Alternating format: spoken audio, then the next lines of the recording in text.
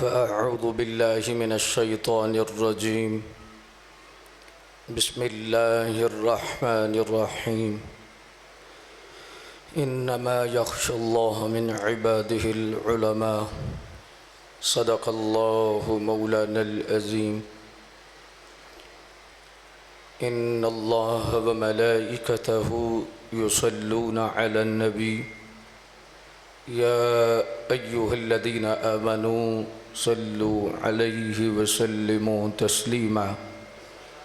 الصلاة والسلام عليك يا سيدي يا رسول الله وعلى آلك وأصحابك يا سيدي يا حبيب الله. الصلاة والسلام عليك يا سيدي يا خاتم النبيين وعلى آلك وأصحابك يا سيدي يا خاتم المعصومين. اے جب تک دم میں دم باقی عقیدہ پاک رکھ اپنا. اے جب تک دم میں دم باقی عقیدہ پاک رکھ اپنا، وگرنہ روز محشر آہ حسرت ہے. مسلمانوں بچو تمام بیہودہ کاموں سے کہ اس زمانہ میں فتنہ و فساد کی کثرت ہے. کوئی منکر ہے حدیثوں کا، کوئی کہتا پھرتا ہے میں عیسیٰ. بد مذہبوں سے نفرت، یہی اسلام، یہی حقیقت ہے. کوئی مرزئی رافضی خارجی لیکن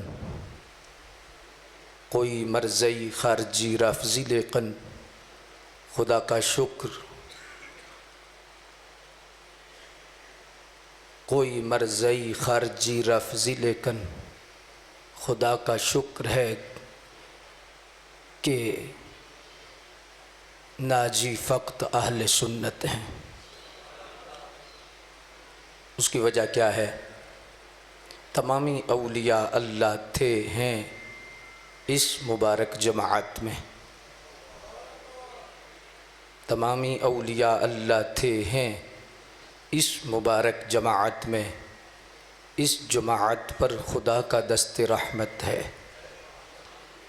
خلق کائنات جل جلالہ کی حمد و ثنا، قاسم عزت، شاہکار تخلیق قدرت، قسیم نعمہ جنت، شہنشاہ دین و ملت، حضور جان رحمت، تاجدار کائنات، شان کائنات، جان کائنات، رحمت کائنات، اصل کائنات، مقصد کائنات، منبع کائنات، ملجأ کائنات، زینت بزم کائنات، روح کائنات، جان کائنات بلکہ جان جہان کائنات، صلی اللہ علیہ وآلہ وسلم کی بارگاہ مقدسہ میں درود شریف کا نذرانہ عرض کرنے کے بعد مقتدر سادات اکرام، علماء ذوی الاحتشام، حاضرین و سامعین مکرم، آج کا یہ بابرکت اجتماع یہ ایک بہت بڑے عالم دین اور اللہ کے ولی کے ختم چہلم کے سلسلہ میں انعقاد پذیر ہے.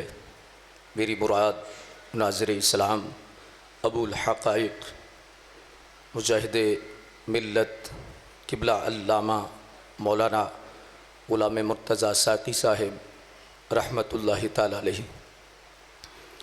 اللہ تبارک و تعالی حضرت کے مزار پرانوار پر کروڑہ رحمتوں کا نزول فرمائے اور مالک ان کے صاحبزادگان، خاندان، متعلقین، متوسلین، محبین سب کو صبر جمیل عطا فرمائے.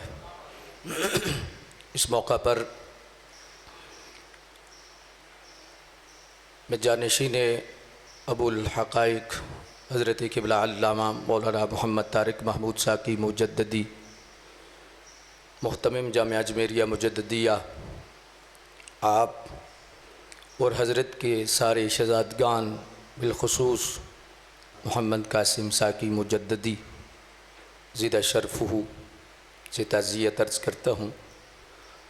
اللہ تبارک و تعالیٰ کی بارگاہ میں دعا بھی کرتا ہوں کہ اللہ حضرت کے اس چمن کو ہمیشہ کے لیے خوشبودار رکھے۔ حضرت ابو الحقائق رحمۃ اللہ تعالیٰ علیہ نے ایک بڑی جاندار زندگی گزاری ہے، وقت ضائع نہیں کیا، اور آپ نے جو اہل سنت کے لیے کام کیا ہے، صدیوں تک لوگ اس سے فائدہ اٹھا کر اپنے ایمان اور عقیدے کا تحفظ کرتے رہیں گے۔ حضرت کے اندر اللہ نے جملہ خوبیاں جو رکھی تھیں، مجھ سے پہلے علماء نے آپ کے سامنے ان کے تذکار کیے ہیں۔ انسان کی سب سے بڑی جو خوبی ہے وہ کیا ہے؟ انسان کی بنیادی خوبی یہ نہیں کہ وہ ذرے کو چیرے اور ایٹم تک رسائی حاصل کر لے، مریخ کو مسخر کر لے، چاند کی چھاتی پر پہنچنے کا دعویٰ کر لے۔ یہ اضافی خوبیاں تو ہو سکتی ہیں لیکن بنیادی خوبی نہیں ہے۔ بنیادی خوبی یہ ہے کہ انسان صحیح العقیدہ ہو، حق کہنے، حق کو قبول کرنے اور حق کا ساتھ دینے کا جذبہ اس کے اندر ہو۔ ساقی ملت کی زندگی کا ہر گوشہ، آپ کی تبلیغ، آپ کی تدریس، آپ کی جتنی بھی تحریر ہے، آپ پڑھیں تو آپ نے راہ حق کو ایسے واضح کیا ہے کہ واقعی آپ یادگار اسلاف ہیں۔ بڑے اخلاص کے ساتھ عقیدے کی ترجمانی اور لوگوں کے ساتھ اس انداز میں پیار و محبت فرمانا، حضرات یہ حضرت کی بہت بڑی کرامت۔ آج لوگوں نے کرامتوں کا معیار بدل دیا ہے، ولایت کا معیار بدل دیا ہے، اور لوگوں کے سامنے جو ولی ہے ان کی مختلف جہتیں ہیں اور مختلف معیار ہیں، لیکن قرآن و حدیث نے جو ولایت کا معیار قائم کیا ہے، اگر اس معیار کی طرف ہم دیکھیں تو ابو الحقائق اللہ کے مقبول ولی تھے، اللہ کے مقرب بندے تھے، اور انہوں نے جو وقت گزارا، سبحان اللہ۔ اصل میں مسئلہ یہ ہے کہ بلا رضوی صاحب اور دیگر علماء تشریف فرما ہیں، ہمارے اندر پرابلم یہ ہے کہ ہم مسجد کے ساتھ جس کا تعلق ہے نا، ممبر کے ساتھ جس کا تعلق ہے، مصلی کے ساتھ جس کا تعلق، تعلیم و تدریس کے ساتھ، مدرسے کے ساتھ جس کا تعلق ہے، ہمارے اندر ایک گیپ ہے، اور وہ گیپ کیا ہے؟ مفتی احمد یار صاحب رحمۃ اللہ تعالی علیہ حکیم الامت، کیا بات ہے آپ کی، اللہ نے گجرات شریف کی زمین کو یہ شرف دیا ہے۔ ہم بڑے فخر سے کہتے ہیں کہ ایسا مقرب بندہ اس چھاتی کے نیچے سویا ہے کہ آج بھی اس دھرتی سے نور نکل کر اہل حق کے سینوں کو منور کر رہا ہے۔ جی حضور حکیم الامت رحمۃ اللہ تعالی علیہ کے پاس ایک بندہ حاضر ہوا تو اس نے عرض کیا کہ حضور میں ولی بھی بننا چاہتا ہوں لیکن چھپ کے رہنا چاہتا ہوں، اپنے آپ کو ظاہر نہیں کرنا چاہتا۔ یہ جس کو اپنے آپ کو ظاہر کرنے کا جن جس کے اندر ہو نا، وہ صحیح نہیں، وہ بندہ بیمار ہے۔ ہمارا جو انداز ہے، ہماری جو منزل ہے، وہ یہ نہیں کہ ہم اپنے آپ کو ظاہر کریں، ہمارا یہ کام نہیں، ہمارا کام چلنا ہے، یہ اس کے ذمہ ہے۔ جیسے شیخ الحدیث صاحب نے فرمایا کہ بندہ سیدھا چلے تو پھر اس کے نعرے خود لگوائے جاتے ہیں، پھر اس کو ضرورت نہیں پڑتی کہ نام اتنا لکھو، اتنا لکھو، کھانا کتنا ہونا چاہیے، کس انداز کا ہونا چاہیے، اور پورے شہر میں بینر لگنے چاہیے۔ یہ بندے کے ذمہ نہیں، اس کے ذمہ ہے کہ تو چل، کام کر، کام کرتا جا نا، کام کرتا جا، پھر دیکھنا ایک وقت آئے گا ہم خود اشتہار لگائیں گے۔ ابو الحقائق کے وصال کے بعد سے لے کر آج تک پاکستان کے کونے کونے سے، بیرون ملک سے تعزیتی پیغامات اور یہ سلسلہ یہ کس بات کی علامت ہے؟ وہ حضرت سیدنا جنید بغدادی رحمۃ اللہ تعالی علیہ کے مرشد کریم ہیں حضرت سری سقطی، بہت اللہ کے محبوب بندے ہیں۔ تو آپ کے پاس نا ایک درویش آیا کرتا تھا، تو وہ عرض کرتا حضور ہمارے پاس بھی کبھی آیا کریں، تو ہماری چاہت ہے۔ فرمایا ہم کبھی چلیں گے۔ وقت آ گیا کہ آپ تشریف لے گئے، تو ظاہر ہے کہ محب کے گھر محبوب آ جائے تو وہ کس انداز میں اپنے سلسلے کرتا ہے۔ جتنا ہو سکا بلکہ بڑھ کر اس نے کوشش کی، دسترخوان بچھایا، حضرت نے کچھ کھانا تناول فرمایا، جانتے وقت ایک جملہ کہہ گئے، فرمایا درویش ہمارے پاس کبھی آنا، ہم تمہیں میزبانی کے آداب سکھائیں گے۔ بڑا پریشان ہوا کہ حضرت کیا وجہ ہے، سوچ سوچ کر آخر اس کی سوچ ایک جگہ پر ٹھہری کہ حضرت چونکہ ایک درویش آدمی ہے تو شاید دسترخوان تھوڑا سا بڑا ہو گیا تھا، میں نے اپنی محبت سے کچھ کھانے زیادہ پکا دیے، تو ظاہر ہے تو حضرت نے پسند نہیں کیا۔ بہرحال یہ سوچ ٹھہری، تو ایک وقت آیا کہ جب آپ نے بلایا کہ آپ آ جائیں، تو اس کے جانے پر حضرت کا دسترخوان اس سے ڈبل تھا، لیکن وہ انداز کیسا تھا، وہ بندہ کہنے لگا یار جو میری سوچ ٹھہری تھی اس پر یہ تو چیز یہاں پر اور ہے۔ حضرت نے تو اور زیادہ فرمایا۔ کھانا کھا چکے تو عرض کی کہ حضور آپ نے حکم فرمایا تھا کہ میری کچھ تربیت کریں گے۔ یہ سوچ جس کے اندر ہو نا کہ میری تربیت ہو جائے، وہ بہت بڑا بندہ بن سکتا ہے، بہت اونچا بندہ بن سکتا ہے۔ برتن جس کا خالی ہو اس میں بہت کچھ آتا ہے، اور جس کا خود ظاہر کرے کہ میرا بھرا ہوا ہے تو اس کے اندر بیماری ہوتی ہے۔ اللہ پھلاں دا تو اتر بنا، اتراں دا پھر کٹ دریا، دریا دے وچ غوطے لا، مچھیاں واگوں تاریاں لا، پھر بھی تیری بو نہیں مکنی، پہلے اپنی میں موقع، میں اپنی نو منج کرتے اتو ہو کے کٹ، پھر بھرے خزانے رب دے جویں چاہے لٹ۔ جی عرض کی حضور آپ نے تربیت کرنی تھی تو میں حاضر ہوں۔ فرمائیے جو سامنے دیوار پر میں نے 12 دیے جلائے ہیں انہیں بجھا دو، بجھا دو انہیں۔ اٹھا تو بجھائے شروع کی، بجھانا جب شروع کیا تو ایک دیا بجھ گیا، دوسرا بجھ گیا، پھر بجھانے لگ گیا، دیا تو بجھتا پھر جل جاتا، بجھتا پھر جل جاتا، بجھتا پھر جل جاتا، 2 یا 3 بجھ گئے، باقی جلتے رہے، کوشش کے باوجود نہ بجھے۔ آخر دوبارہ حاضر ہوا، عرض کی کہ حضور آپ کے حکم پر میں نے عمل کیا ہے، دیے بجھانے کی کوشش کی ہے، 2-3 تو بجھ گئے ہیں، باقی نہیں بجھ رہے۔ فرمایا یہی تجھے سمجھانا چاہتا تھا، یہ جو 2-3 تھے میں نے تیرے لیے جلائے تھے اور باقی میں نے رب کے لیے جلائے تھے۔ تو نے کھانا مجھے خوش کرنے کے لیے کھلایا ہے اور میں نے کھانا رب کو خوش کرنے کے لیے کھلایا ہے۔ فرمایا جو بندے کے لیے کام کیا جائے وہ تکلف ہوتا ہے، اور جو رب کے لیے کیا جائے وہ دیا کبھی نہیں بجھتا۔ جن لوگوں نے اخلاص کے ساتھ کام کیا ان میں ابو الحقائق شامل ہے کہ اخلاص کا تیل جس دیے میں ہو اس کی روشنی قیامت تک رہتی ہے۔ اس لحاظ سے مقتدر سامعین حضرات، حضور حکیم الامت مفتی احمد یار صاحب رحمۃ اللہ تعالی علیہ کی ذات گرامی سے پوچھا حضرت کہ میں ولی بھی بننا چاہتا ہوں اور ظاہر بھی نہیں ہونا چاہتا، تو آپ کوئی ایسا مجھے گر بتا دیں کہ میں اس میں کامیاب ہو جاؤں۔